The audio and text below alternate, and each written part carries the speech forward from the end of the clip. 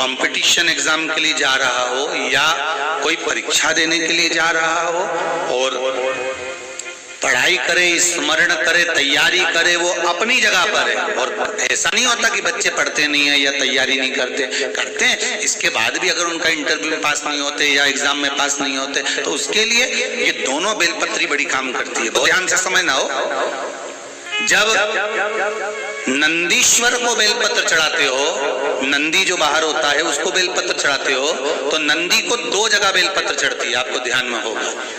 पहली बेलपत्र नंदी को जब चढ़ती है तो नंदी के सामने चढ़ती है, तो उसका बेलपत्री का जो डंडी का मुख है वो नंदी की ओर होता है और बेलपत्री की पत्ती का मुख शंकर जी की ओर होता है। समझ में आ रहा है सबको? डंडी का मुख, जैसे नंदी ऐसे बैठा है तो डंडी का मुख नंदी की ओर होगा, पत्ती का मुख शिव के, और ये सीधी की सीधी नंदी के सामने नीचे रखा जाती है, नंदी के सम्मुख। और एक बेलपत्र जब नंदी के ऊपर चढ़ती है तो डंडी का मुख शिव जी के ऊपर होता है और इस पत्ती का मुख नंदी के सिर पर नंदी की ओर होता है।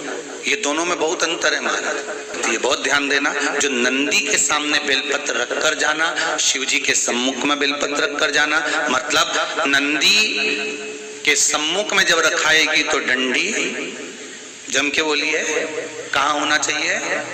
नंदी की ओर, और जब ऊपर रखाएगी तो डंडी शिव की ओर हो। ये दो बेलपत्र रखकर शिव जी का स्मरण कर कर जाएं, कार्य सफलता की ओर बढ़ता है। कोई काम के लिए आप जा रहे हैं तो उसमें सफलता मिल जाती है, उसमें सफलता प्राप्त होती है।